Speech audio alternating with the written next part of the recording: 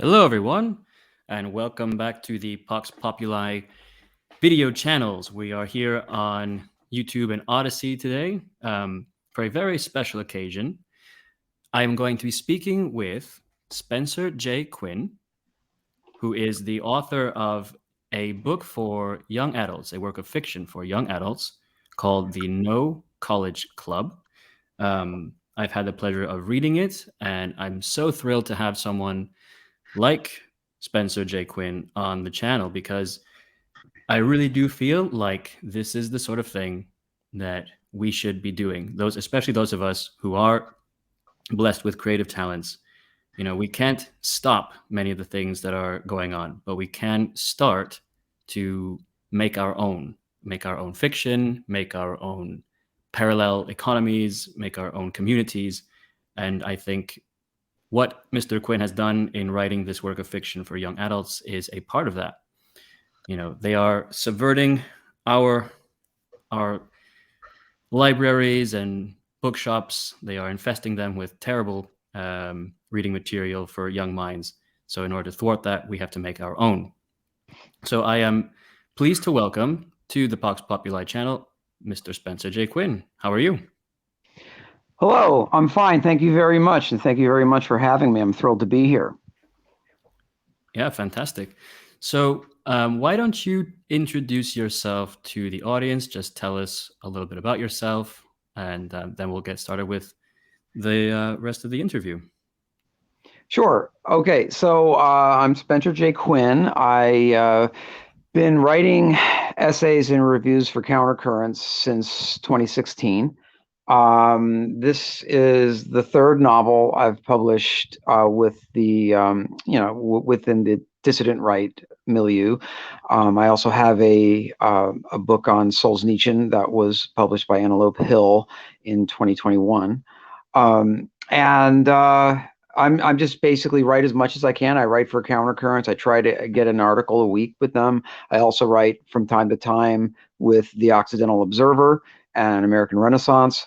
And this is, like I said, my third book and my third novel and my first young adult novel for the movement, so to speak. And I'm hoping to turn it into a series. I've already started the sequel, so hopefully this time next year we'll be talking about the part 2 or book 2 of the series. That sounds absolutely wonderful. It's like I said, it's the kind of thing we need. Would you mind giving us, of course, without any spoilers, just a sort of brief synopsis about the No College Club and what's it about and kind of the themes that are at play and the drama at play in this book?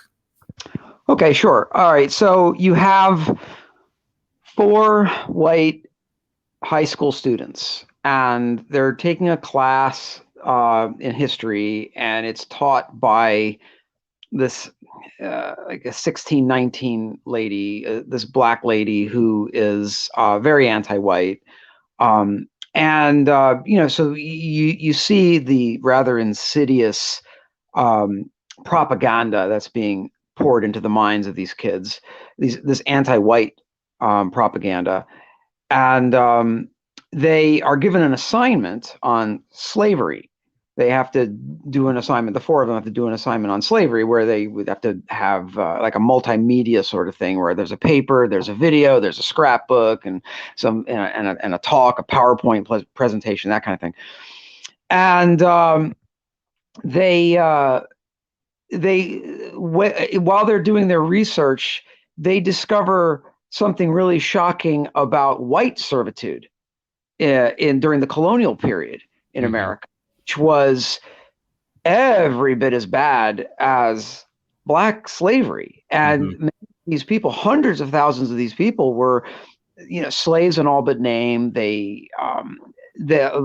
Many of them, hundreds of thousands, they're estimating, didn't live to see the end of their servitude. So, for example, they're known as indentured servants, but often they were abused so badly by their masters or their owners that they would die before they could, finish their term of 8 years or 7 years or whatever it is.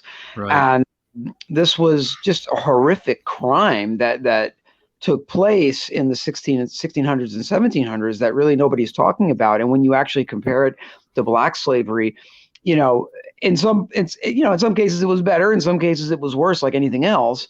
Hmm. And it's something that nobody wants to talk about. So these kids are now, they have a dilemma. They're saying, well, do we go ahead and do a presentation, do this presentation on indentured servitude, white slavery, effectively, and they know that's going to anger the powers that be at their high school and get them in big trouble? Or do they say, no, no, no, we'll just go ahead and do what they're expecting us to do, which is some politically correct presentation on black slavery?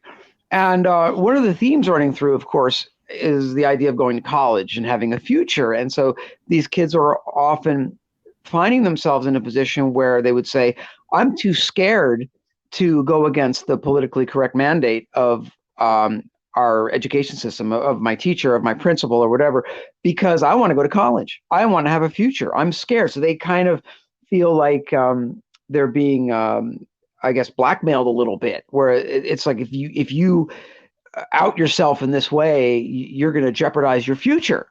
And so they have to think about these things. They have to be concerned about their future and going to college or not going to college, all based on doing what they know to be the right thing. Yeah, and as you read the story, as the story progresses, you can definitely feel the stakes getting higher. I think you do a brilliant thing where you add in some very dramatic, not plot twists, but very dramatic stakes. And I don't want to give anything away. And we are certainly going to return to the theme of white slavery and the historical validity of it. I do want to ask about that as well. But first, I want to talk about the characters. So you mentioned just these four white high school students in an American high school, and I know at one point they go to the state of Virginia, but I don't recall if I ever read exactly where is their home state. Where is this high school located? Is it also in Virginia? I left that ambiguous. Okay, okay. It's someplace north of the Mason-Dixon line, but I didn't. I did not specify. It could be Pennsylvania, it could be Ohio, it could be Kentucky. I mean, there's. Okay. It's. I want Indiana, maybe. I mean, I wanted to make it so that it was vaguely Midwest. Okay, because I do remember as I was reading the book, I remember thinking, did I miss a part where they said where they were, like, what state they were in, or did I Oh, I did didn't that come even in? give them a home. I didn't even give them a hometown. I said that Yeah, they that's true. You just said that they were townies. They're part of the original population of the right, the descendants of the original population of the town. Um, right. okay, so got that clarified then. All right, so there's these four high school students, and you chose to tell the story from a third person narrative perspective, through the eyes of Caroline, one of there's two girls and two boys in this group of friends. And I just was curious, why did you choose to tell the story from Caroline's perspective? And well, I'll let you answer that question first. Okay. Well, there were several things. First of all, it was just a gut feeling to do it that way. Sometimes when you're being creative, you can't always explain. Caroline, her name is Caroline Adams, and if anything screams, legacy American aristocracy, it's that name, Caroline Adams, in my opinion. And she is, I don't know, she struck me as having the right balance, because the the Derek character is kind of already in on the dissident route before the story even starts, whereas she's the popular girl. She's the one that has a lot to lose. Can you hear me? Are you Mm-hmm. there? Yep, yep, Okay. yep. She's the one who has a lot to lose socially by making these decisions, by going the route that the kids are considering going, because she's really pretty, she's popular, she gets great grades. She's looking at a very, very bright future, and so she's sort of torn. She's at this crossroads where she meets this boy who I mean, she's really attracted to him in more ways than one, and yet he's Mhm. sort of given up his quote unquote future, because he already knows that this whole thing is a scam. He already knows these are all lies. He can see through it all. He's in many ways very precocious. So she sort of develops this crush on him, but at the same time, she realizes he's dangerous. Mhm. It's sort of like, how in romance novels, the girl would be attracted to the bad boy. Mm. Um, and that's kind of what Derek is, even though he's entirely moral and honorable, of course, but at the same time, he's sort of an outcast. He's a Being moral and honorable these days is kind of what makes you a bad boy in the eyes of this yeah, decaying society. he doesn't play the game. He tries to be honest and basically preserve his soul, but Right. that makes him despised. That makes him, at odds with the powers that be in their school. And so she's sort of attracted to this risk taking that he does, his strength, his aura. But at the same time, she realizes that she's going to jettison her entire social life, which, is really important to the vast majority of 16-year-old girls, right? So, Right. she has a real big decision to make here when she decides or not decides to have, truck with this kid. But I mean, so, when I thought about it, I thought, well, there's a lot here that I have to work with, a lot. Mhm. And, typically the fiction that you would read coming out of the dissident right, even going as way back as the 90s, will be more or less from Derek's perspective, Yes. where you have a bunch of truculent white men going to war against Zog. That's Harold Covington. That's William Pierce, Mhm. right? And there's nothing inherently wrong with that, but you're not going to be, in my opinion, you're not going to be getting too many new or reader. You're not going to expand your readership a whole lot with that approach. Um, and so, I had the idea of Caroline and the idea of her crush with Derek. And so I realized, okay, there's a lot here, a lot here. But at the same time, I wanted to expand the readership for this kind of material. And I know that once once you're not in science fiction, military fiction, historical fiction, once you get away from that, the amount of boys and the amount of men that actually read novels is very small. Mhm. The amount of girls and the amount of women who read novels is very, very high. Women and girls like to read stories that are drama adventures that take place in the real world. They're attracted to this sort of thing. So if I told this kind of story, but from a male perspective, from a readership standpoint, I'd be shooting myself in the foot because not too many boys would be buying this Mhm. if it was totally from the boy perspective. They'd be more interested in science fiction, dystopia, war. That these are masculine topics that you're going to have in fiction, whereas romance, adventure, drama, that's more of a female thing. So I thought it would be kind of wrong for me to base this on from a male perspective. The female perspective, though, makes sense more. Although I will add that the sequel introduces a new character who will be male. Okay. So it's not going to be strictly this. It's just this is how it felt. It just felt right to me to do it this way, basically for the reasons I've just mentioned. And yeah, that's about it. Well, conscious or unconscious, I believe the decision was a fantastic one. It all for the same reasons you just mentioned there. It's definitely the narrator is very sympathetic. It's easy for the reader to put himself or herself, in Caroline's shoes, in Caroline's position. Um, I'm quite far removed from my high school days, and even when I was in high school, I didn't care that much about popularity or anything like that. But I could still sympathize with Caroline's predicament and the twists and turns going on in her life. And I also wanted to ask, not to toot my own horn here. I'm not a published writer or anything like that, but I have dabbled in writing. I used to write a lot as sort of like a pastime. It was a hobby of mine, and I did uh, at one time, many years ago, write write a narrative from the perspective of a female protagonist, and it ended up getting very meta. And I kind of let it get too out of hand. I was being too analytical about it and got very meta because I was thinking now, like, so now I don't have to just write the dialogue right. I have to get her voice right in the dialogue, but I also have to get her voice right as the narrator of a story. And I have to think about how a woman would react to these situations. And I have to use a woman's vocabulary. And it was getting very meta, very kind of out of hand. So I was just wondering too, like, were there any challenges for you in writing this story from the perspective of a high school aged American girl? Not really. I mean, once I get the feel of the character in my mind, it's not difficult for me to say, okay, Caroline would say this, Rose would say that. They're both girls, but of course they're going to react differently to things.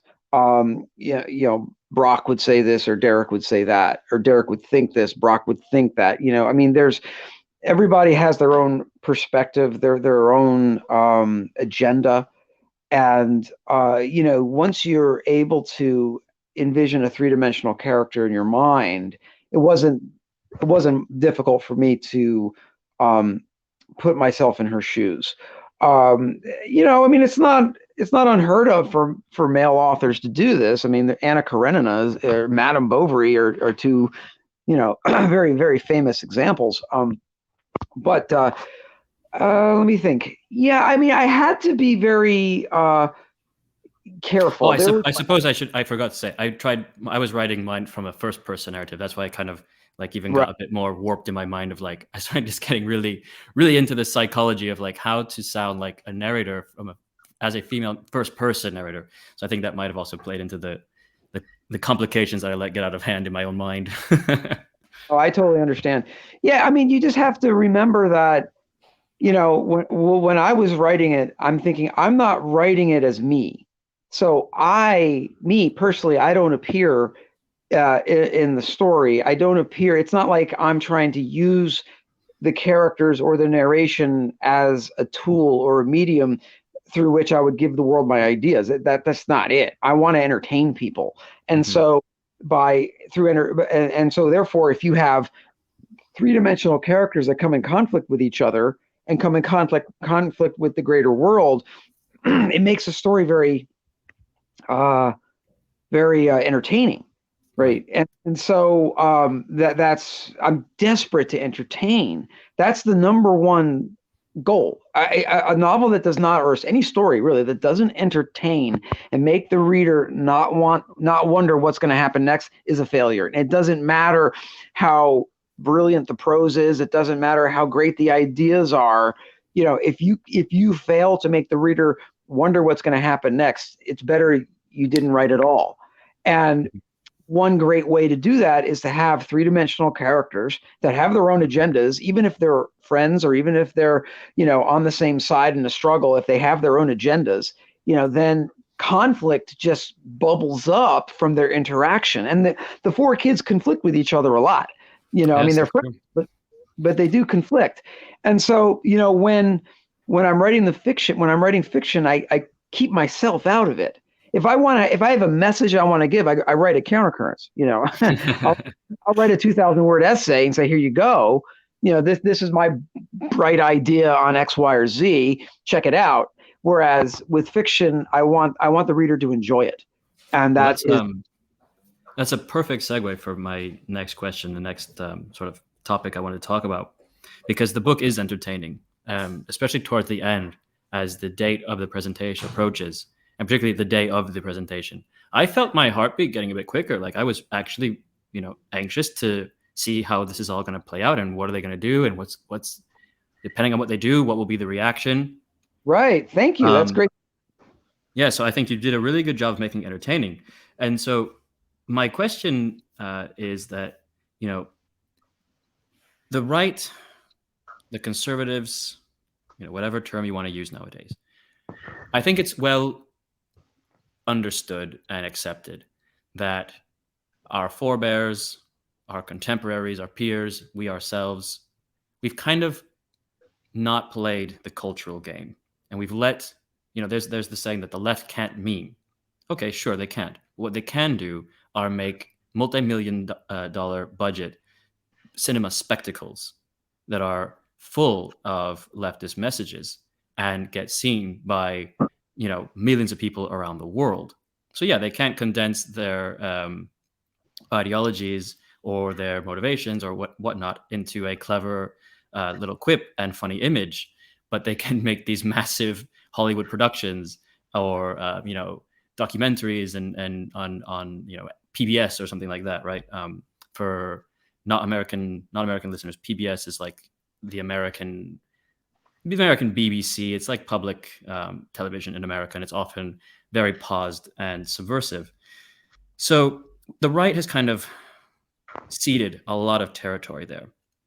And when on the occasion that the right or individuals on the right do, descend upon this battleground, what happens is they start with the themes or the moral of the story, right? I want to make a story about the slow genocide of the European man, and I'm going to wrap it in allegory or whatnot. Or this happens a lot in music, a lot of dissident music, right wing music. The lyrics are very on the nose about what the song is about, and so this can present a lot of difficulties, like the work, whether it's a song or a book or a short film. It can feel a bit cringe sometimes because the message is too on the nose, and even on our side, the message can get a bit tiresome sometimes. Like you said, your primary objective is to entertain, and sometimes I think people on the right, artistic types on the right, forget that it's okay to entertain as well. And we're seeing now that even Hollywood has been punished by this. They've had the worst year financially. Unfortunately, they don't get punished often enough. But this year, I guess 2022 rather, was a horrible year for Hollywood, deservedly so, because they've been filling all their productions with the message, right? All of this propaganda. So how concerned were you about the balance between storytelling, entertaining the audience, entertaining the reader, and incorporating themes and morals and making a wholesome story for young readers?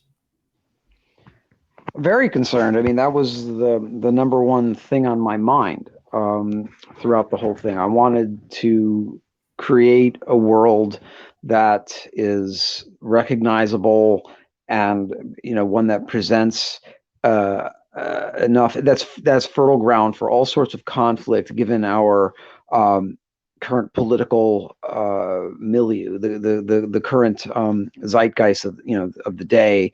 I wanted to bring that out in such a way that kids who are innocent really get caught up in it and are forced to react and basically fight and to stake out what is theirs and what isn't theirs. And I realized that somebody 1,000 years from now could read the story and find it interesting. It's not really so much about the themes that you describe are secondary. You don't, any work of fiction that leads with the theme is going to be bad fiction. What you want to do is lead with conflict, lead with character, and I would even argue prose is secondary to conflict. Although you can have beautiful prose and that never hurts.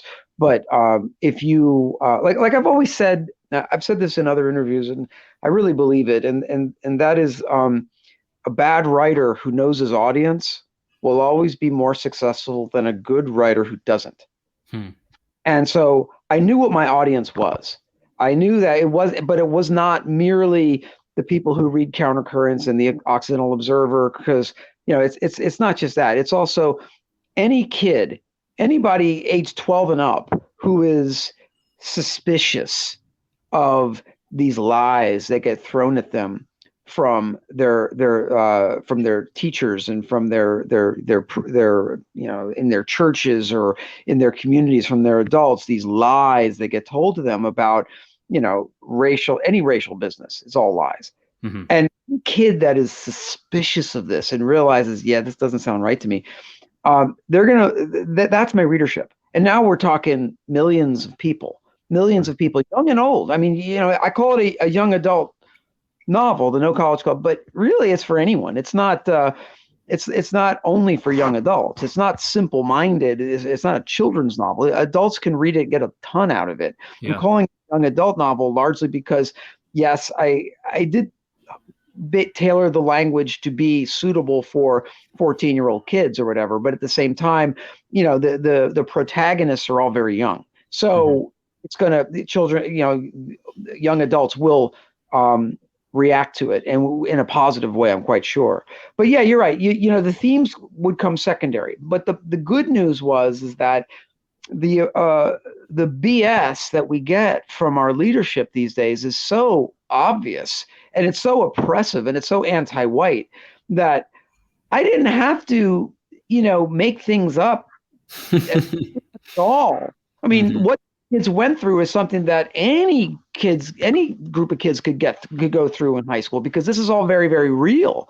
Mhm. Um, so yeah, I mean, the conflict I knew was there. It was ready to come to bubble up to the surface once I decided what my four characters and the basic plot of the story. And it really wasn't difficult to keep that edge sharp in Yeah. terms of entertainment value and the conflict and the character development, the character arcs, because the characters do change. And the minor characters change as well, not just, well, one minor character changes, I should say. And so there's always that level of mystery and discovery. You got to have that with fiction.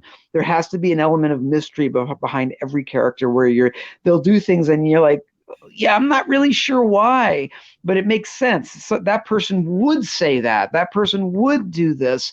And I mean, you don't have to actually analyze it very far, because people have a sense of mystery behind them.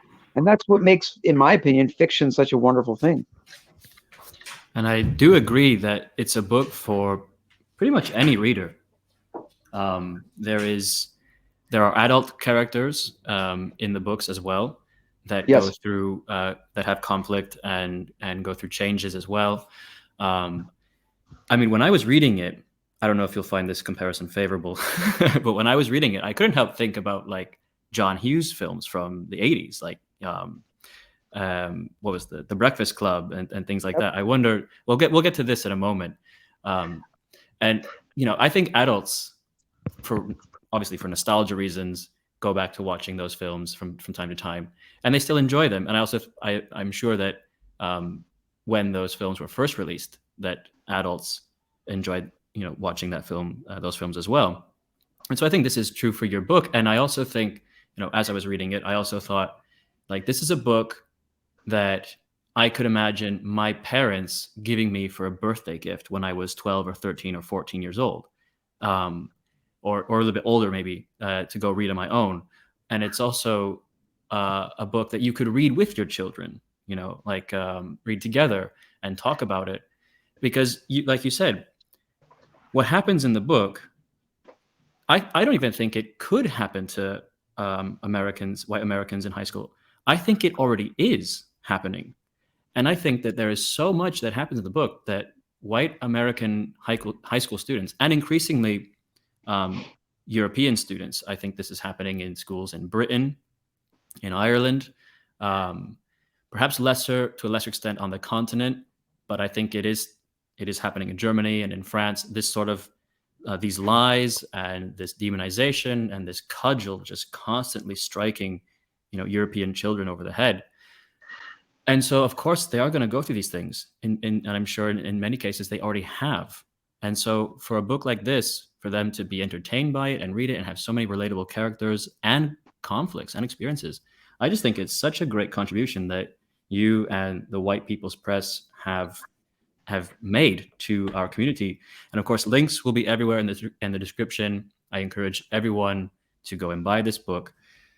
Um, so actually, this is another perfect segue. So I was just talking there about films like The Breakfast Club, and I wanted to talk a little bit about the illustrations in this book, because they also are very, very cozy, very nice, very nostalgic. They reminded me of many of the books that I read as a kid in the '90s. Um, I don't know. There was a feel. They looked like drawings from the '90s. They looked like drawings from 1994.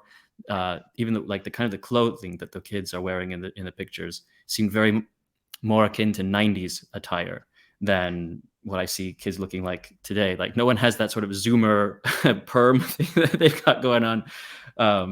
So I would just want to ask if you could tell me about these illustrations, and was there a conscious decision to give them that aesthetic? Was it just sort of like the artist's personal taste? Could you tell us a little bit about the illustrations? Sure. Okay, well, first of all, we could have published this book 6 to 8 months before we did, because the text was pretty much ready. The editing was done this time last year, and we could have just put it out as a regular book. But I thought, no, I really want to go above and beyond. I want people, when they have the book in their hands, I want them to realize that this is a valuable thing, and a lot of love went into it. That is what I want them to feel. I want them to just admire it. And the one great way of doing that is to have illustrations. Now, the interesting thing is that I'm a little older than you. So when I was reading the classics in paperback form in the 80s, right? Mm-hmm. It would have illustrations. We're talking like Captain's Courageous, Treasure Island, Tom Sawyer, Huck Finn. They would have illustrations in them, and I always liked the illustrations because it sort of harkens you back to the days when you were really young, and you would there would be pictures on every page. Mm-hmm. Bring you back to the days when you would read comic books and stuff. And that was always a warm feeling. I always liked it. And, as I got older, you don't expect to read Moby Dick or Shakespeare or whatever with illustrations. But, whenever I see an illustration, I'm sort of reminded of the warmth of childhood, and I liked it. And so I thought, well, we need to have pictures here. And at first I was going to do like maybe 4 or 5, but then Tony Vermont of the White People's Press was like, no, you need to have one for every chapter. And so, okay, we had one for every chapter, and actually one chapter has 2 pictures in it. The only artist I knew personally in the movement was Donald Kent of American Zarathustra. And so I spoke with him about it, and he of course he agreed, and we were talking about the overall look, and I wanted these kids to be not your typical Zoomer types. Mm-hmm. I mean, I see how many kids dress today, but that wasn't what I was looking for. I wanted them to be different, and I wasn't consciously thinking 90s or 80s or anything like that. I just basically had I had to how a sculptor will take a granite thing and carve out the image of a person, right? I sort of started out with something very general for all 4 of them, and these are types. And if you look at the cover, you can kind of pinpoint the types that these characters are. Now, of course, they all go against type. All of them do throughout the story, but they start as types. So you have Derek as the outcast. You have Brock as the jock. You have Caroline as the popular girl, and you have Rose as the nerdy girl. And if you look at the dresses, look the way they dress, look at the way they act. It's just in the illustrations, they live up to these types at first, and then of course they're going to go against type later and grow as people, and that's what makes it. One of the things I think that makes the story so exciting. But no, I wasn't. I wasn't able to think. I guess I'm not an artist myself, so I couldn't really think what a 90s look is. I couldn't tell you. It was all naive. I just. I mean, maybe Donald did. I mean, he might be your age, and so he might have. Basically based this on things that he saw as a child or he read as a child back in the 90s. I don't know, but I was happy with the outcome, and I think that these types are not. I mean, if I had this too trendy, then it would be locked into the 2020s, and I didn't want that. this story to be pretty immortal. I wanted it to transcend the styles of the day. So, I didn't really, I sort of turned a blind eye to how most of the kids are dressing today. And I mean, I have kids, so I know I know what they look like. Wasn't I didn't want to have anything that screamed 2020. I didn't want any of that. So there's no tattoos, there's no piercings, no hair coloring, nothing like that with the four characters. I'm sure their friends are like that, but there's no of that. It's just not something that I care to delve into. So basically, that's what we have. Well, I think it was another element of the book that comes off very successfully. Just as you left the location, the setting of the story ambiguous, there's a few hints as to when the story might be taking place. You mentioned there's a few occasions where the kids, are using smartphones. One of the principal characters, Derek, his father took part in something that kind of gives us a sense of time. Yeah. But at no point do you specify what is the year or anything like that, which I think was another great decision, because that will give this book really long legs. It will give this book a really long lifespan, that people can come back to this book. It won't feel dated. The things that are happening in this book were happening when I was in high school, like 18 years ago. The things that happen in this book are happening now as well. So, I mean, this can cross generations. That's why it was an entertaining book for me to read as an adult. It's going to be an entertaining book for a younger person, a teenager to read. So I think it was another great decision. And I can definitely sense that, this was a labor of love. A lot of consideration went into it. I also feel the same as you do about illustrations. When I was a kid, I guess I was kind of precocious, in that I loved to read like medieval fiction, and including like really high level, like, one of my favorite books was Roger Lancelin Green's collection of Robin Hood stories, and the pictures in that edition, it was the same. It was like they were so homely. I would just stare, and they were the pictures, the illustrations on each page. The paper of the book was like typical, paper, but then the illustration pages were these glossy, thick pages that you could just run your fingers over. They were so smooth and shiny, and I would just sit and stare at and pick out all the details of these illustrations, the color of their armor and their coat of arms of the knights and the sheriff's men and things like that.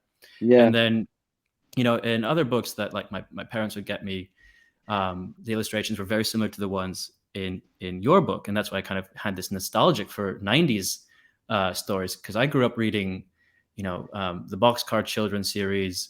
The Cul-de-sac Kids was a very obscure, I think, like Christian young fiction. Maybe some listeners will recognize that title. The Hardy Boys, things like that. And the moment I saw the illustrations, I just felt, there's something in the way that the lines were drawn, the facial expressions, the animations of their bodies, and the clothes they were wearing, and the proportions. I just thought these look like illustrations from books that I read when I was, 12 years old.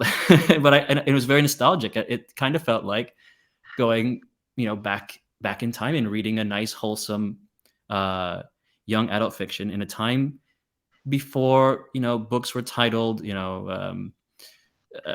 don't know, I don't even want to, I can even invent some of the subversive titles of fiction nowadays. So yeah, definitely, it was a nice touch to add the illustrations. Thank you for that. Yeah, that was exactly the impression I was trying to make on the reader, and I'm really glad that all of that came through with you, and I hope it comes through with a lot of other people as well. I think it will. Okay, so another thing now, getting into sort of the meat of the story, but again, without giving away too much of what happens. We come across some characters from another time. And so we have names like Shackelford and William Smith and some other individuals from this. Smythe. Okay, Smythe. Is it pronounced Smythe with a Y then in the TH, in the old English, ye oldie shoppy type English? No, actually, I don't know. I just if I saw that name, I would say Smythe, but what do I know? I mean, it's whatever the reader wants. So we have this character Shackelford is mentioned by name. So we have William Smythe as well. He is a very important person in the story, and then a few other individuals from this bygone era are named as well. And I was just curious: are these characters these ones who are mentioned by name? Are they real? Are they based on real people? And so this is kind of going back to what you're speaking about in the synopsis at the beginning.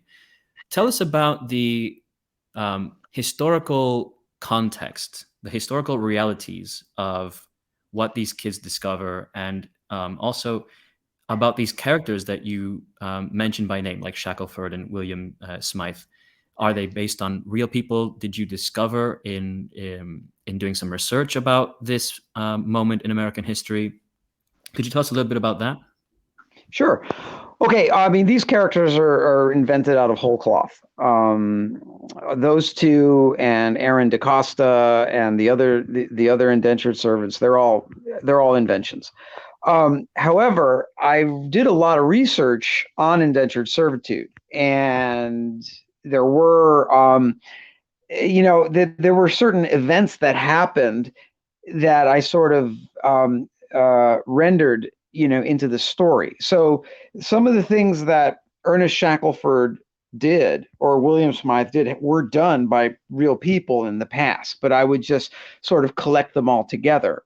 So for example, there was the scene where William Smythe was with with a fellow traveler, with another indentured servant, an older guy, and they were sort of leased out to do some forestry work for another plantation miles away.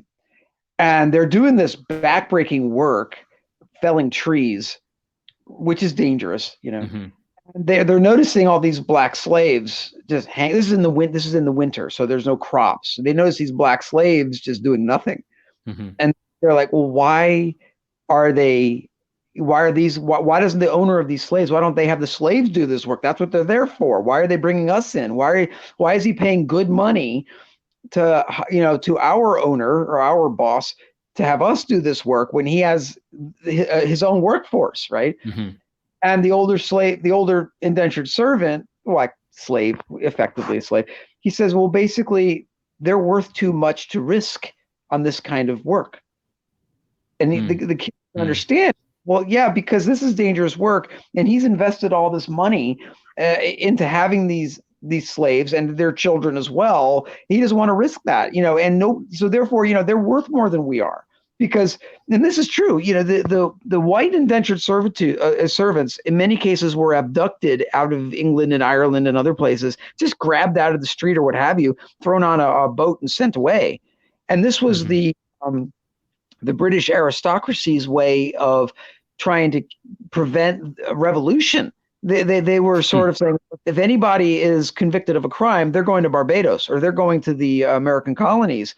And in many cases, that's a death sentence. But they would say, we want these people out of here because we do not want the criminal element in our society. See, I think what happened is that and I'm not 100% sure why this happened, but in the 1600s, suddenly the cities got very populated in England and in Ireland and other in the British Isles. And there were a lot of people, whereas before they'd be working the land in a more feudal feudal system, but that was away with over time. And so therefore you had a lot of these people who were unemployed, and there was a lot of crime, but a lot of the people who were picked up were not criminals at all, because the idea of what was a crime and what wasn't a crime got kind of loosey-goosey.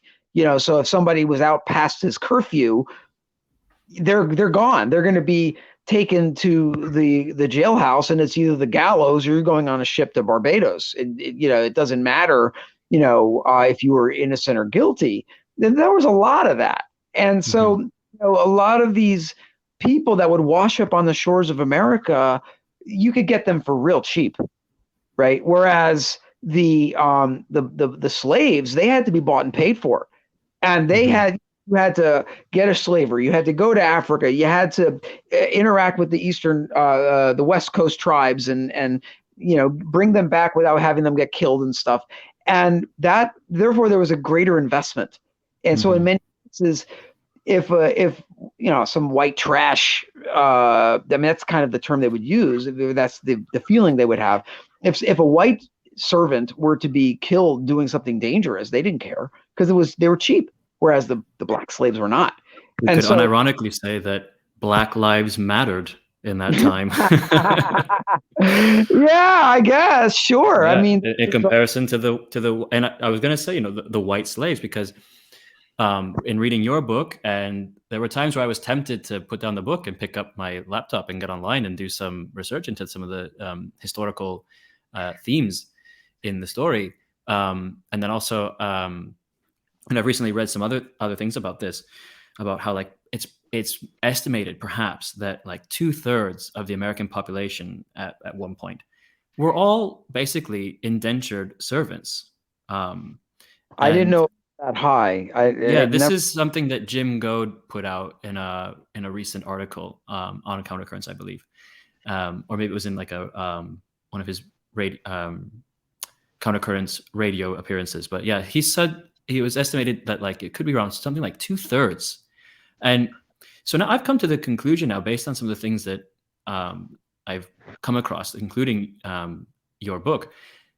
Indentured servitude must have been another linguistic subversion of reality. It's a misnomer. Some of the things that these so-called indentured servants went through were worse than what the African slaves went through. Right. And like you said, they would get their freedom after a certain time of after a certain time limit, several years of service. But then many times there would be these legal loopholes, so that the owner of this white slave, this white worker, would have his freedom revoked, and he'd have another 2 years tacked on to his servitude, or some Right. trumped up charges would be leveled against him. Right. So in many cases, and then also, like you said, these white slaves, they weren't as valuable, and they were a dime a dozen. You could just pick them up, and so they were treated much harsher because they didn't matter so much.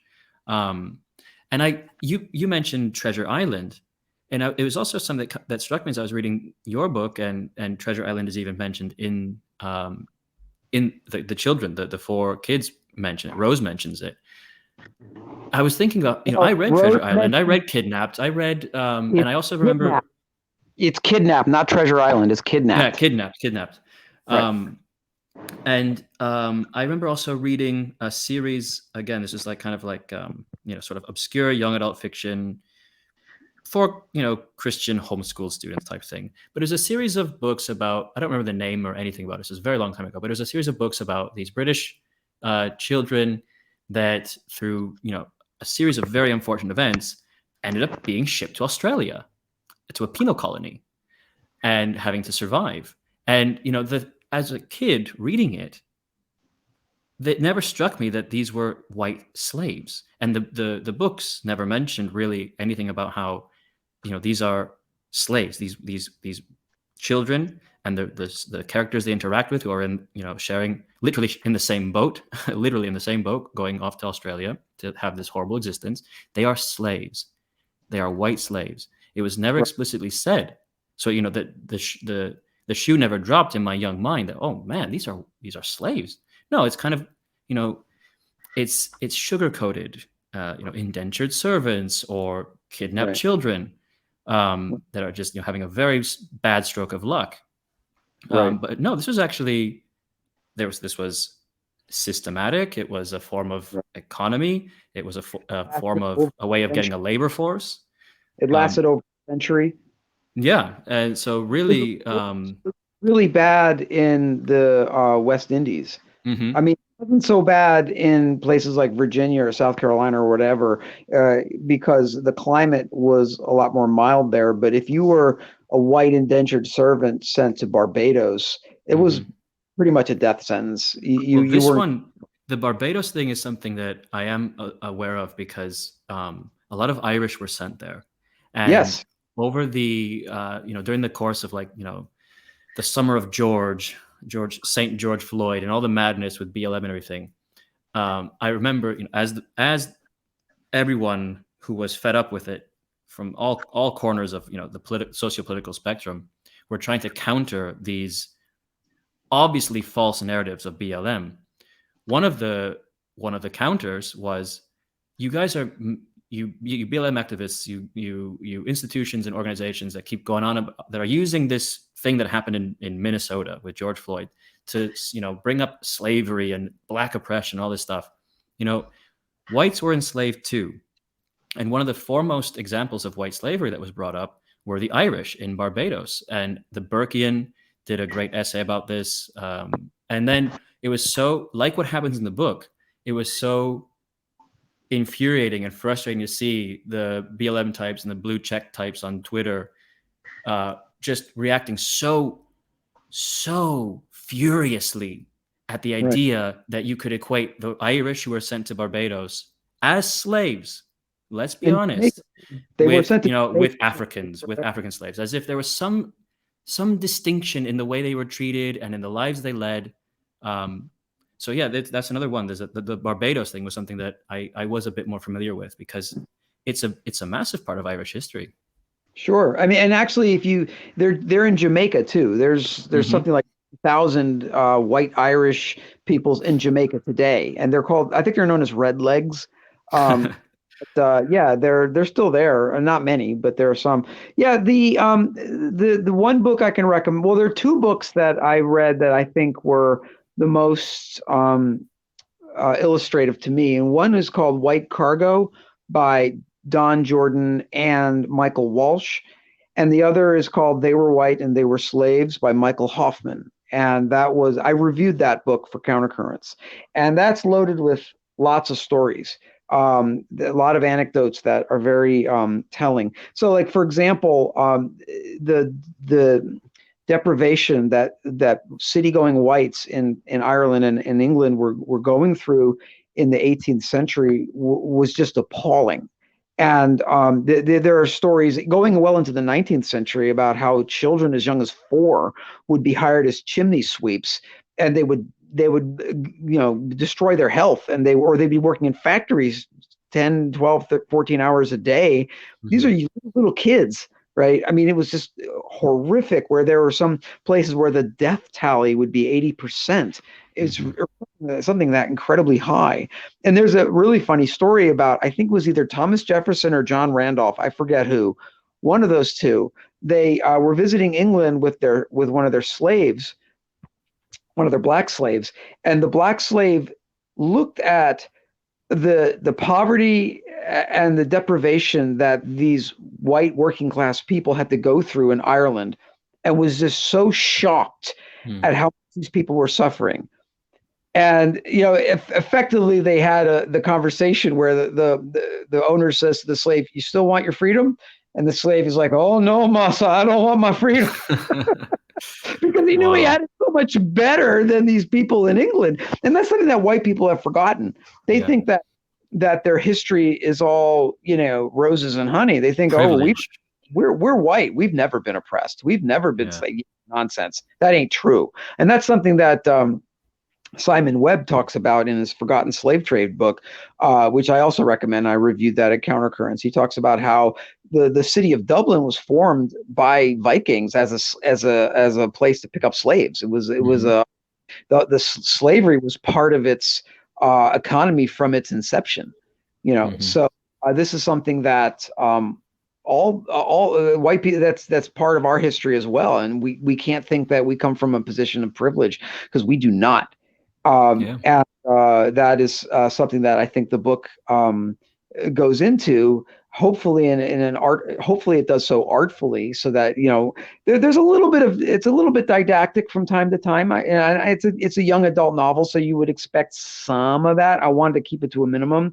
I wanted most of these lessons to come out just naturally through the conflicts that the characters find themselves in, both the characters and the colonial American characters.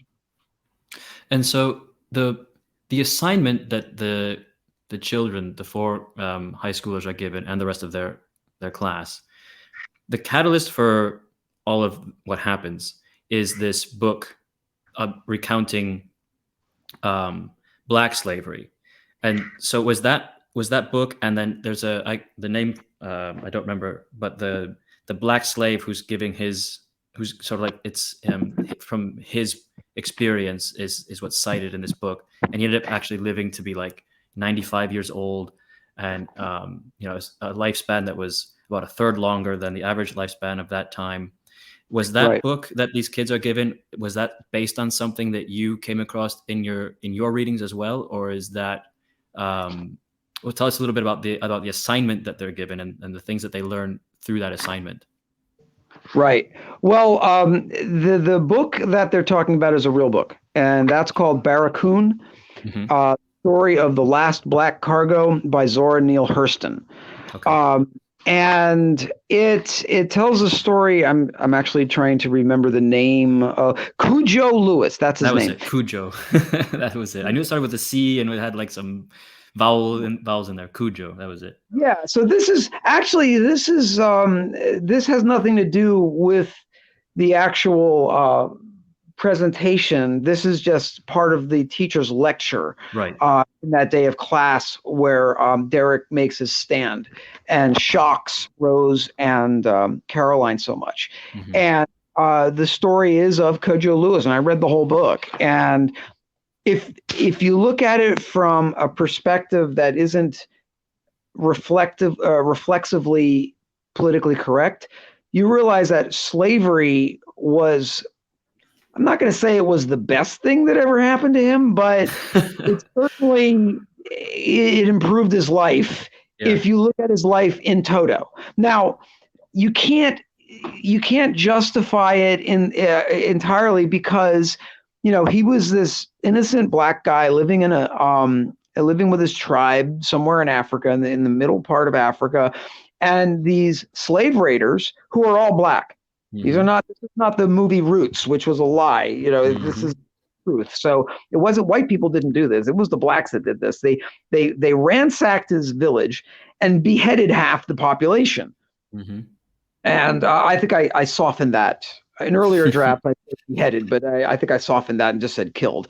But they beheaded half the population of this tribe, put the remainder in a coffle, which is you chain someone by the neck, and mm-hmm.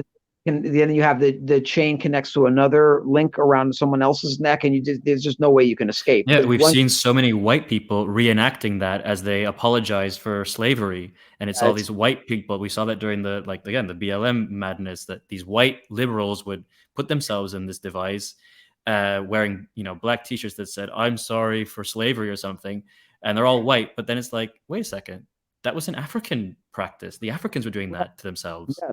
Yes, exactly. So they were sent to this jail on the coast called a barracoon, where they would wait for the slaver ships from the United States or wherever to come pick them up. And but by this point, this was this is around 1860. So the slave trade was long gone. So it was illegal for them to for anybody to trade in slaves across the Atlantic. And the British especially would police the Atlantic Ocean to the annoyance of the Western African tribes, like on the Ivory Coast. They wanted slavery to go, indefinitely, because that's how they made bread and butter. But it was the white guys that said, no, we're going to police this to make sure that no slaves are going across the Atlantic anymore. So talk about, doing your best to put the genie back in the bottle. That's what white people were concerned with back then. And, that's fine. I have no problem with that. I think that's great. They need to get credit for that. And they need to stand up for themselves these days about that, because it certainly wasn't black people, and it certainly wasn't Muslims who were policing the North Atlantic to make sure that, slaves weren't being sent from Africa to the New World. Well, anyway, these I guess Southern aristocrats decided on a bet to see if they could bring slaves to the New World as late as 1860, and they managed to do it. Wow. So, having lived through this trial by fire, this guy Cujo Lewis, who was a young kid at the time, very young, I can't say that slavery was the best thing that ever happened to him because it destroyed his life, it destroyed his world, it destroyed his family or his tribe, and then he was forced in these horrible conditions to march across the continent. I don't know for how many days, and then he'd be to sit in this squalid prison until Hmm. he gets up. And by the time he makes it to the new world, he's the luckiest guy around because yeah, he was a slave for a few years, but then after the Civil War, his owner let him go, Hmm. and he helps found this African only settlement in the South. You know, I can't remember the name of it. It has like it's something like I don't know, like New Nigeria or some. I Oh forget what it was. wow, interesting. So he Yeah, he helped they had found a like name. his little ethno state in America. Yeah, it was sort of like Wow. Orania, but with things Yeah. reversed. And Huh. I can't remember the name. Incredible. I'll Incredible find it. history. So, but I don't know if he founded it or if he was just one of the founding members or if he lived in it. Oh, yeah, I know he lived in it, but so he lived In there any for a case, while. it's the first time I'm ever hearing about a little, Nigerian ethno state on the American continent. Like there's so much forgotten history or Right. Oh, ignored yeah. history. It's just it's sometimes it's just mind-boggling how much is behind this curtain of lies and obfuscation.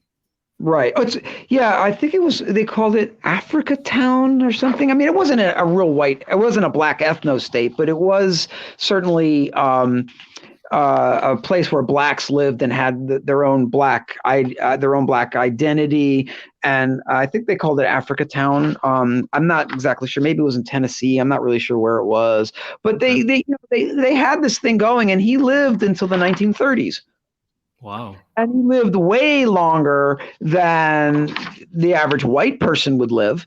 Hmm. Uh, and if for you to say, "Oh, well, slavery is just so horrible," like Alice Walker, who wrote the introduction to this book, was calling the West the hellish West, and she was Hmm. complaining. Yeah, she used the words hellish West. Like this Yeah. is the most horrible thing, and I'm like, well, I would rather be Cujo Lewis than somebody who's consigned to be a galley slave in the Ottoman Empire Yeah. because you're changing your seat and they work you to death and they don't care. And Hmm. then they replace you with somebody else. I think after the Battle of Lepanto in like 1590 or whenever it was, they found 10,000 Christian galley slaves Hmm. in the armada of the Muslims, and they basically explain what happened, and it's utterly horrific the way these people were just abused.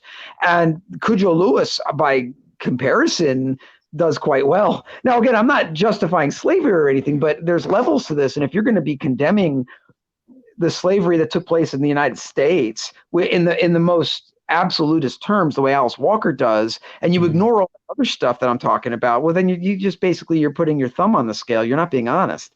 You have an axe And to grind. there have And been these some edgy folks, edgy individuals, or perhaps not even that edgy. Like I'm thinking, even Jordan Peterson, I think, is among some of the individuals who have mentioned this.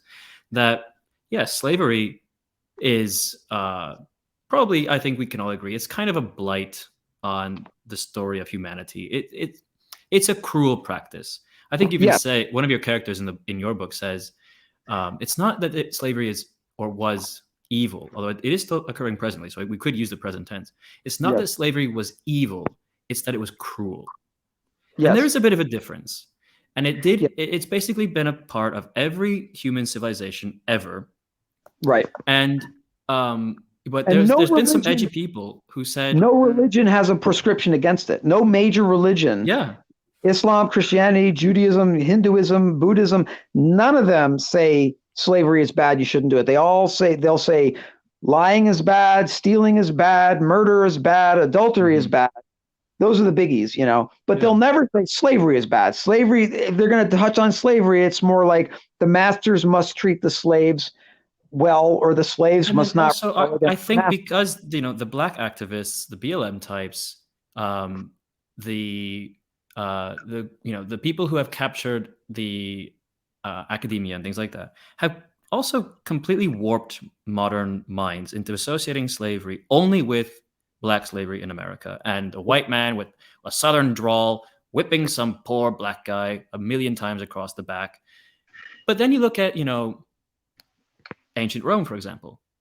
There was a festival. It's just passed recently, of Saturnalia, where the slaves and the owners, the slaves and the nobles, I suppose, the aristocracy, would swap roles and have this Bacchanalia festival, and everyone looked forward to it. And when you think about that, you just sort of start peeling the layers of the onion and thinking, well, if there's an entire festival that lasts for days and it's the most looked forward to event of the calendar, everyone's looking forward to it, both slave and master, then perhaps the relationship in ancient Rome, at least, between slave and master wasn't one of cruelty and violence and beatings. And there must have been something, and there must have been some part of slavery, depending on the culture in which it took place, whether it's ancient Rome or the early United States. There must have been some aspect of slavery that wasn't just about beatings and working your slaves to death and being so Right. unbelievably cruel to them. There must have been also an aspect of work, and work was reciprocated with room and board, and maybe even affection, maybe even companionship, camaraderie. I mean, for there to be a festival of swapping roles, and it's this wonderful occasion, everyone looks forward to it, there could not have been such a relationship of animosity and looking down on them like they're these just pathetic, right, unwashed masses. Ugh, I don't want anything to do with them. No, you have a whole festival revolving around partying with them. And so, and then you think about how Thomas Jefferson, had a slave mistress or wife, like mistress, right? Not a wife, not a mistress, wife. Right. So again, that kind of makes you think like they couldn't have been this constant idea of, oh, let's just beat them to death. They're worthless. They're untouchables. But we've all been conditioned to think that that's how it was. But anyway, I wanted to get back to that edgy comment about, because it plays into what you were saying there. Like people, not even that edgy, like Jordan Peterson has made this observation that, were it not for the slave trade, all of the blacks in America would still be in Africa. And where would you rather live? Right. Would you rather live in the United States, or would you rather live in Somalia, in the Congo, right? If it wasn't for bad behavior, bad actions mostly on the behalf of these African tribes that were going to war and ambushing other tribes and capturing slaves to sell to the white man. And if it wasn't for the white man buying them and taking them to the across the ocean, you would all still be in Africa, and probably wouldn't be any different. Africa, it would still be in the same conditions we find it in, and so you'd be there. You kind of have to look at this with a bit of nuance, as uncomfortable as it might be for you. So I think that's another interesting observation. I had a black friend decades ago, and he was, giving me this Afrocentric crap, and I was still groping my way towards the right at the time because I was a very young man, and I just knew that what he was saying was baloney. And I said, well, tell me right now, do you wish that slavery in the New World never happened? And because he keeps talking about slavery and oppression and integration and segregation and all that. He's always complaining about the Ku Klux Klan or whatever, and he's always about white supremacy and stuff. And I said, okay, well, tell me right now that you wish slavery in the New World never happened. And he couldn't do it. Yeah. He said, I can't say that. I'm like, well, yeah, exactly. You're welcome.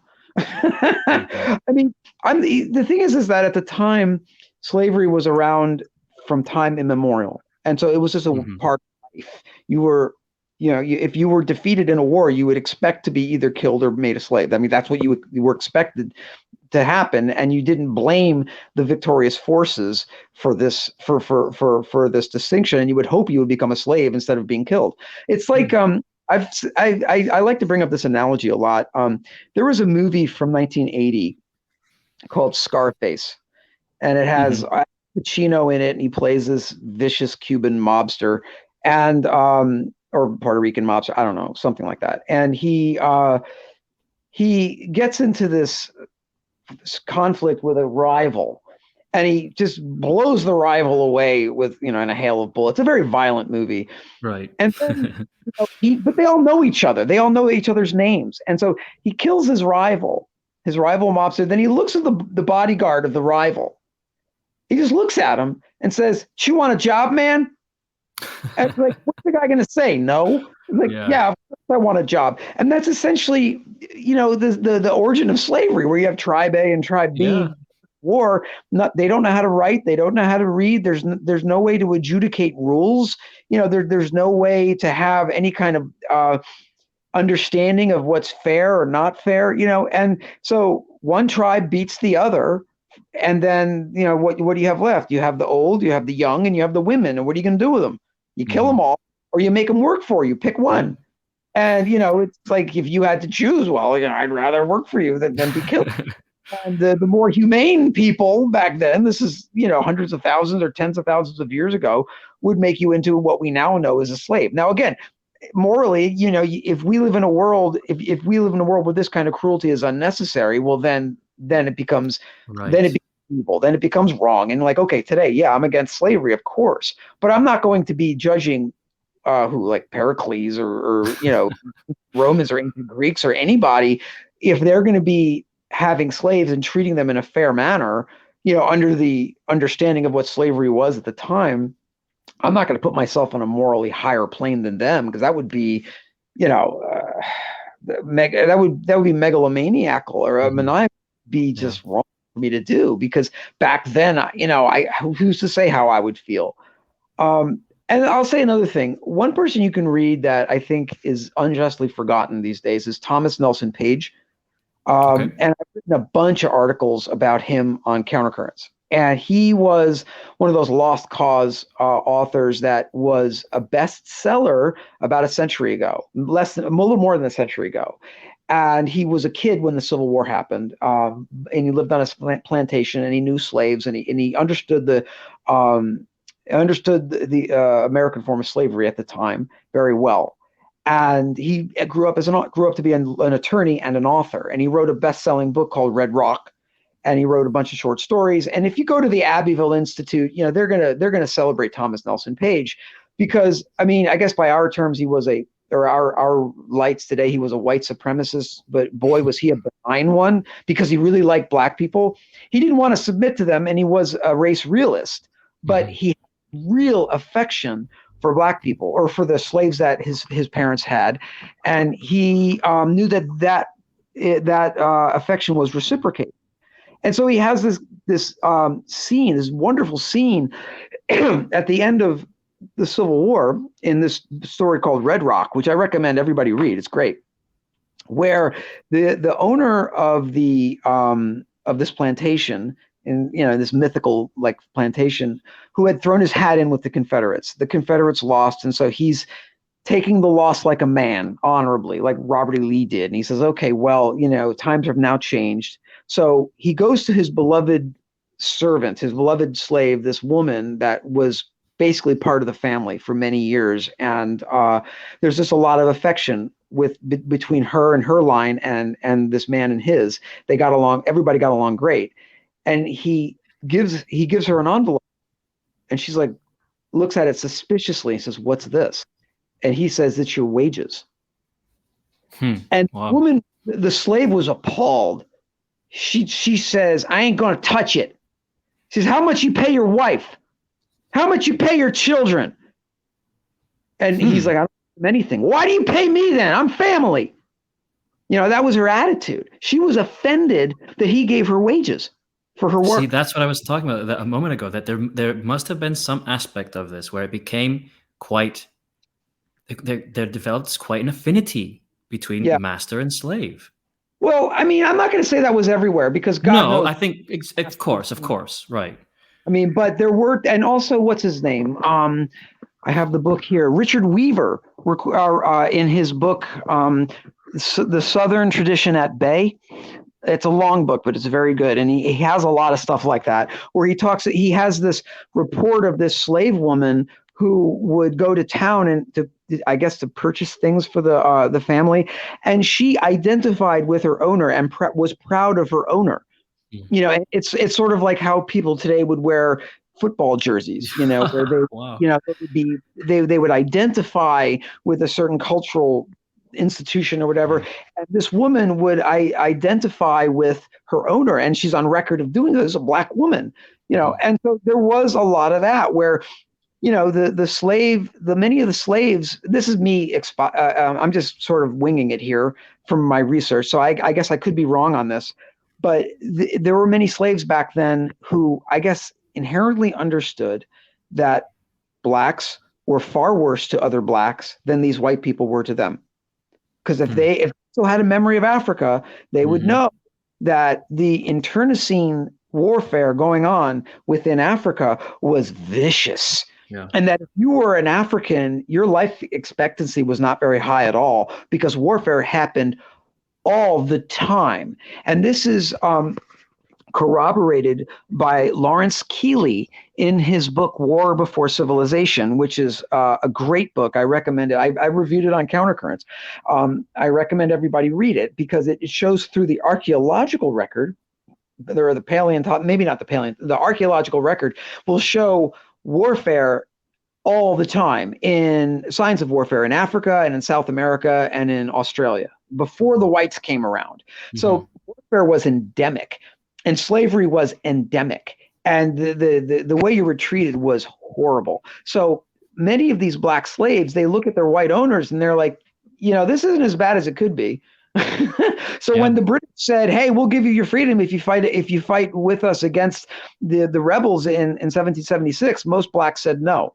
That's why when the North, the Union, offered freedom to the slaves during the Civil War to fight against the Confederates, most of the blacks said no because Mm. they knew a good thing when they saw it, or at least the lesser of two evils compared to what I think they kind of understood life to be like without such merciful owners. Now, again, Mm. there were bad owners. I'm not going to say that it was like that. And if you actually read William Styron's The Confession of Nat Turner, he goes through the gamut of an owner that was horribly oppressive, and then an owner that was neither bad nor good, and then you have an owner who is really, really, really good to his slaves. So Mhm. you go through that gamut, but that actually was the case. Whereas you go to Africa or the Ottoman Empire, and you didn't really have a whole lot of that.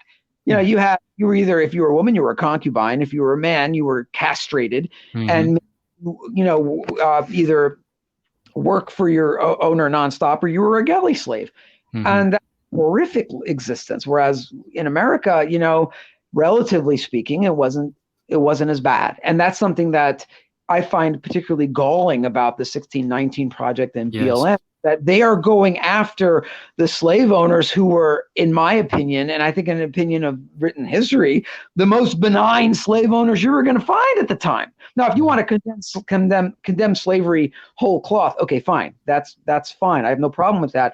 But then at least be consistent and condemn the black slave owners and the Muslim slave owners and the Mhm. Asian owners with as much alacrity with which you're heaping scorn on whites. But they don't do that. They're only going after whites, which indicates to me it's not about slavery. Because if Yes. they were really anti-slavery, they'd be concerned about the slavery that's extant now, which, like, what, there's 6 million, 9 million slaves in Africa right now. Why don't they do something Mhm. instead of belly aching about a form of slavery that was abolished in a war which cost 600,000 lives in battle and Mhm. countless outside of battle? Why are they focusing on that and not what's going on today? Because slavery is not what it's about. It's about power. They're Right. using this anti-slavery narrative, and really anti-white narrative, as a way to gain power over whites. It's not about slavery. And that's what I always say when the left talks about what they're complaining about. Usually the opposite is true. And Vox Day is right. Social justice warriors always lie. No, very well said. Can you stick around for about 10 to 15 more minutes? I have one final topic I'd like to hear your thoughts on. Yeah, no problem. Okay, so we've we'll stay on the topic of white slavery, and we've been talking about how slavery has always existed in human history up until very recently. If you zoom out and look at all of the timeline of human history, it's a very small window where slavery has now been frowned upon. And now you mentioned that our adversaries, our antagonists, they're actually more concerned with an anti-white narrative and a power struggle. And they're really not concerned about slavery at all. It's just a pretext. Right. So that, I think, is accurate. I think you're right there. But I wanted to ask you another question, which will kind of guide us back into your book as well, to finish up here.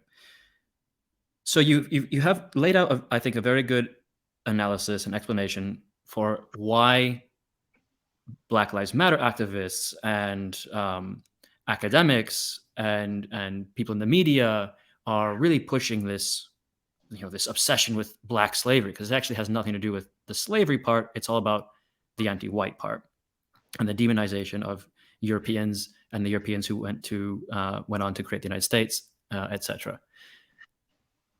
But in the book, The No College Club, the four main characters go on this. They make this discovery, and then that puts them on this path of realizing that whites were slaves too, all over the place. I mean, we haven't even mentioned by name yet the Barbary slave trade, the Arab slave trade, which captured hundreds of thousands, if not millions of white people over the decades, centuries that it went on, just as they did to Black Africans. The Ottomans enslaved Europeans for centuries as well. We mentioned them. You mentioned them by name. So in the book, these characters, they come to a very shocking realization and actually start kind of wrestling with it. And Caroline, our narrator, our main protagonist, we see how she actually reflects on this and starts asking herself, could it be that whites were slaves too? What does that mean for me? What does that mean for my friends, our existence? The story we're told about us, ourselves. And so I wanted to ask you, what do you think, in your opinion, what do you think is the reason why European people, white people, seem to have either forgotten this part of our history, never knew this part of our history, don't seem to care about this part of our history? Why do you think Europeans are so nonchalant about the fact that our ancestors were slaves too, and not only enslaved by other Europeans, but by racial foreigners? We were enslaved. Is it because Europeans, we don't want to complain and we just get on with it? Is it because we also have a glorious history, so why focus on the negative parts? What is the reason? Why are Europeans so silent about this? Okay, well, first of all, there's a difference between East and West. And so the Eastern Europeans do have a memory, this memory that you're talking about. So, for example, Viktor Orban recently got in it with the Pope maybe a year ago, where the Pope was criticizing Hungary for not taking in more migrants, and Orban brings up a letter that was written to the Pope in 1312, talking about how asking the Vatican for help against the Mongol hordes, or against the invaders, And Mm-hmm. so the people, the Russians, the Ukrainians, the Poles, the Hungarians, a lot of the smaller countries in Eastern Europe, these people they remember a lot, and they know that they can't trust these Asian or African migrants. They know that they had this time spent under the boot of the Ottoman Empire. They remember it well. So when you're talking about Europeans, I think you're talking about Western Europeans, not so much Eastern Europeans. Secondly, the Irish, God love them, they seem to keep that chip on their shoulder. So that's great. Let it stay there. I think it's fantastic. I've read this a little, and the Irish are less likely to have this assumption of privilege, presumption of privilege, because they know. The way the British treated them in the 18th century was close to genocidal. there was a lot of nastiness, and this isn't even talking about Oliver Cromwell. So I. Not to say the Irish were entirely innocent either, of course, but the Irish know exactly what it's like to be, to be the bottom of the barrel and to suffer want. It's like when John Belushi screamed "potato famine" in one of his comedy bits on Saturday Night Live as a way to shock the Irish, and it's funny. Potato famine. It scares them, and it should. It's funny, but what he's reflecting on, of course, isn't, because the potato famine was very real. But even then, we can joke about it. Imagine making jokes about black slavery. Like even though that's true, that the Irish were, at one point on the brink of genocide. They went through, some of the worst things you can imagine a people to go through. But I have Irish friends who've married English girls, taken English wives. I know English friends who've taken Irish spouses.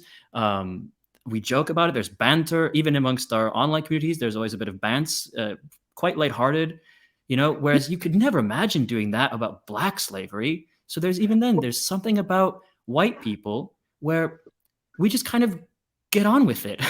we move on with our lives. Blacks used to be that way. And they see these days the people that control the purse strings, the people who have the will to power, understand that more power for them means less power for whites. It's not like it's a zero-sum game, and so it's going to be seriously frowned upon to joke about such things today. But it used to not be the case. I mean, it used to be that blacks would make fun of themselves all the time, and they would find it hilarious. So the Uncle Remus stories, or the old Merry Melodies cartoons, which I'm probably going to write an article about one of these days. The blacks never really found it all that offensive, and you could even see a hint of that today. Like, for example, if you watch Dumbo, the original Dumbo. There are black crows, and the black crows, the leader of the black crows is white, who's speaking in blackface, but the other black crows are all black, and they all talk in the black accent. They have the drawl, and they talk like they're ignorant slaves and stuff. And the political correct crowd was going to try to get Disney to censor that, or to take Dumbo off not sell it anymore, or what have you, to somehow basically cancel it. And Whoopi Goldberg said, no, I grew up on the black crows, and that's not racist at all. I think it's fine.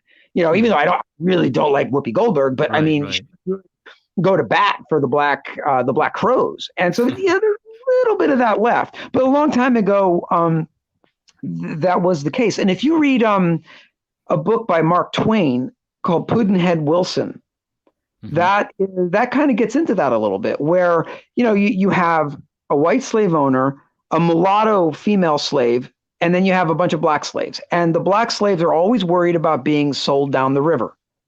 They're so worried about it that it turns into a joke. And that's how the book ends, is where the bad slaves get sold down the river, and you're supposed to laugh at it. It's supposed to be, it's weird. Whereas, if you look at it today and you're like, oh my God, these poor people. But I mean, when you go into the idiom, the tropes that Twain was using, it was not played up as a crime against humanity. It was played up as being funny. And there was another thing where you have oh gosh, I'm getting all verklempt here. I can't remember what my head. But yeah, it's not quite the same. I think what happened was we used to have whites, like Western Europeans, did have the memory. It's just that it was scrubbed from our consciousness post World War II. If you look at, I wrote an article for Countercurrents years ago called "The Great Forgetting," and years ago, whites were very well aware of the Barbary slave trade. They were very well aware of their own tragic past. But after World War II, the Franz Boas school kind of took over our education system and our colleges, and so all that history of white oppression was pretty much scrubbed from our curriculum. And that's why the appearance of Alexander Solzhenitsyn in the late 60s, early 70s with his Gulag Archipelago was a bit of a shock to many people, because they realized, oh my gosh, white people are actually being treated as slaves in the Soviet Union. We didn't know this. I mean, that was one revolutionary thing about it. Although I know Solzhenitsyn didn't really talk about it in racial terms, but I mean, that's one reason why Solzhenitsyn is not exactly kosher compared a lot of other people that you would read, is because you talk about the gulags and you're talking about white slavery, and that lasted for 70 years or something. I mean, and it was worse than anything that went on in the New World. If you look at the amount of lives it took, like 66 million from 1917 to 1959, right? And yet we can talk about it in a very civil manner. I remember what I was going to bring up. There was one recent exception to what you were talking about, and that was Key and Peele. Key and Peele had a skit which I wrote about. It's called the Slave Block or something like that, and basically Key and Peele are on the docket or on the blocks getting ready to be sold, and they come on with their chains, and there's two of them and one other guy, and it's a hilarious skit. It's actually genius because at first Key and Peele are mouthing all this Black Power militant shit where they're saying, "Oh, I ain't never gonna be a slave." No, man. They're basically talking about how they're going to be rebellious to the very end. They'll never accept their slavery, and it's racist and all that crap. They're mouthing all, but then slowly, as the skit goes on, they're doing auctions. I think it's called the auction or the slave auction. They're actually having an auction. And the first slave that all the people in the audience want to bid on is this big, really muscular slave, and they don't even talk about it. But the next guy is not quite so muscular, and they're ignoring these two guys, and they're only focusing on, this is the slave owners, they're only focusing on this other, lot A. Okay, so lot A is where you have the other slave, and lot B and C is Key and Peele. And they keep bidding on lot A, and over time, Key and Peele are realizing, hey, we're bigger than that guy. We're stronger. Why aren't they bidding on us? And then by the end, this really scrawny little black slave shows up on lot A, and all the slave owners are just saying, $10 on lot A, $12, $15. They're ignoring Key and Peele, and Key and Peele, their manhood is offended, and they're like, "Wait a minute, what about us? Why are you not bidding on us?" And then finally, they're like begging to be purchased because it offends their sense of manhood, that they're being overlooked. So, I mean, that is an example of making light of slavery. Yeah. And if anything, the only people who end up not smelling like a rose are Key and Peele. Yeah. I thought that was, I was amazed that this was actually made, because it does present the perspective you're talking about, where you can kind of joke about it. The, what's his name? The Monty Python guy, John Cleese, did that before he got in trouble recently, where he was joking with a black comedian about the slave trade, saying how, well, the blacks got free transportation, or something. Mordant joke. I don't think that's the joke that got him in trouble, but it was a mordant joke about slavery that I think everybody appreciated more or less. So there is some of that today, but you're right. The people in power are not going to joke about this stuff, because that is the source of their power. So, Jonathan Greenblatt will never joke about anti-Semitism. Yeah. And the Al Sharpton would never joke about this sort of thing, because that is the source of their power. As someone who's written a book telling a story about 4 teenagers who make this discovery about white slavery and how it changes their lives totally, what do you think then about some of the voices within our community who say that we shouldn't lower ourselves to the level of our adversaries and play this, victimhood Olympics game where we talk about how our ancestors were enslaved too, white people were oppressed too. Their idea is that that's debasing us. That's playing victimhood Olympics. We shouldn't talk about. We shouldn't play it. At their level, and we should not highlight the lowest parts of our people's history. That's never sat well with me, because I think that we have to adapt to the times we're in, and you know, um, as the editor in chief of Countercurrents, Greg Johnson, recently wrote in an essay, when you're attacked, as we are being attacked, you don't get to determine the field of battle. You have to react to what your attacker is, causing you to do. You have to defend yourself. And so I think when we are living at a time where victimhood status is, more valuable than gold, why shouldn't we utilize the weapons that we have at our disposal, which is the historical truth of slavery and the fact that our people, our ancestors, were also victims of it? What do you say about this? Where's the line between, stooping down to their level, playing the victimhood Olympics game, or do you think there's actually there's a legitimate reason to talk about this and use it as a tool, as a weapon in this fight that we are in? Well, a war doesn't have to be waged on one front only, and you don't have to have only one form of warfare. So when you're fighting a war, you have guys in uniform fighting, in a battle in an honorable way, but then you also have spies doing dishonorable things, pretending to be someone they're not. And, you have many different kinds of approaches. So you can do both. You can have some people who never stoop to victimhood and only promote, different aspects of our agenda, the more positive, I guess, aspects of our agenda. And then you can have people who talk about the victimhood, and you can have both. There's no reason why one should suppress the other. And it is distasteful with the way the left does it, because the left, especially the blacks, but the left in general, will do play the victimhood Olympics because they want to get something for nothing. Mm-hmm. And because they want to basically ascribe power to themselves or influence to themselves that they didn't earn.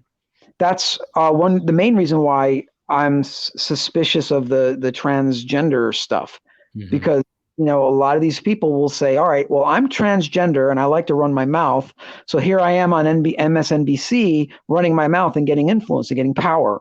And did they earn it? No, they didn't earn that power. They just are good at running their mouth, and they identify as oppressed. That's it. Now, I mean, so the way whites would do it is not so much to get something for nothing, but is to prevent people from picking our pocket, or prevent people from crowding us out of our legitimate avenues of power. You see, so like in white countries, white people should be in charge. That's just the way it is. I mean, that's like, you can't sell to Israelis to say, guess what? I think the Irish Catholics should be in charge. Irish Catholics should be in charge of Israel. Okay, so the Knesset should be dominated by Irish Catholics, and the prime minister should be a Palestinian Muslim, and there should be a Chinese guy as the president. I mean, you go to the Israelis and tell them this, they're going to say, no, Jews need to be in charge of Jews. I'm like, okay, fine. If you want to be an ethno-nationalist, so be it. But that applies to everybody else as well. Exactly. Okay, you can't have your cake and eat it too. Thank you very much. Okay, so I think that we have to have this awareness that in the case of blacks, for the most part, this victimhood thing is a way to pick our pockets. It's a way for them to strengthen their own ethno-nationalism within their own colonies in our country, the inner cities and stuff. It's a way for them to basically get funding or to get sympathy from the broader populace so they can continue as a discrete ethnic group in this country. And but mostly it's to pick our pockets, to get something for nothing and to gain power without having to earn it. I mean, so that's essentially what Jesse Jackson and Al Sharpton and these people have accomplished over the many years, to ascribe power to themselves without having to earn it by claiming victimhood. Now, white people claiming victimhood was saying, no, we're not going to let you do that anymore because your victimhood is no different than ours. And your argument that you're special in your sense of victimhood is baloney, because we got it just as bad as you. So it's not so much about picking their pockets as if they had a pocket to pick, but it's just about us saying, no, you can't rob us anymore. In other cases, it's about, that's basically it. I mean, a lot of sympathy that that Jews would get will be based on the Holocaust or the Jewish Holocaust. It will be based on the oppression that they went through. And they're going to ignore the fact that they did a lot of oppressing themselves in the Soviet Union. In fact, in many cases, worse than what they received prior to that. So, they're not going to talk about that because it's all about money. It's all about power. And for us to say, no, whites are victims too, is not about taking power away from Jews in Israel. It's about reaffirming our right to govern ourselves in our own nations. And I also think it's always worthwhile to remember your history, no matter Yes. if it's glorious or if it's challenging or if it's painful. It's always good to remember history. And I think they are trying to erase our history. So, Right. I And the think No College Club is all about unerasing that. Exactly. Yeah. So I think we've come to the end of this conversation. It was a pleasure to speak with you. Please tell everyone where they can get a copy of the No College Club. Right. Well, it's on Amazon right now, but I would go to the White People's Press website. I think it's $20 there. So we made sure that the price was affordable. It's I don't know the actual URL, but if you just go to the if you go to the White People's Press and just click books, it's there. It's the first one. That's where you can buy it. Any one of my essays at Countercurrents will have a link to that. So you can, if you read me on Countercurrents, most likely you will find a link to that and to my other works as well. That's where you can find it. Okay, and I will put links in the description of this video. Also, can we find you on any social media platform? You've mentioned that you write for Countercurrents. Is there anywhere else where we can find you?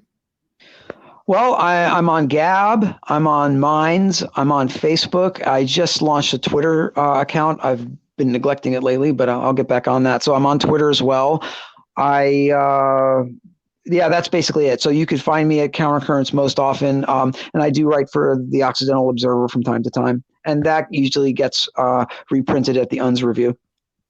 Okay, great, fantastic. So many places where we can enjoy your perspectives, and now we can also enjoy a work of fiction. So thank you. I'd like to thank you for coming on. Oh, sorry, go ahead. One more thing, I'm sorry. I have a website, spencerjquinn.com. It's not quite done yet, but it's serviceable at the moment. You can go there, but it's not complete, but you can still go there. Okay, I'll put a link in there as well then. Thank you. Okay, so thank you so much for coming on. Thank you for writing the book. Thank you, White People's Press, for publishing it. Like I said at the beginning, this is a great contribution. We need more of this in our community. We need more of this in our movement. This is the way. This is the path forward. So thanks again. And I hope that everyone enjoyed this conversation. And as always, you can find me on my Telegram. Just type in Pox Populi in Telegram and you'll find me there. That's my main stomping ground. Okay, so take care, everyone. Bye-bye. Thank you very much. It was great conversation, and thank you for having me. Thank you. Okay. All right, everyone. Take care.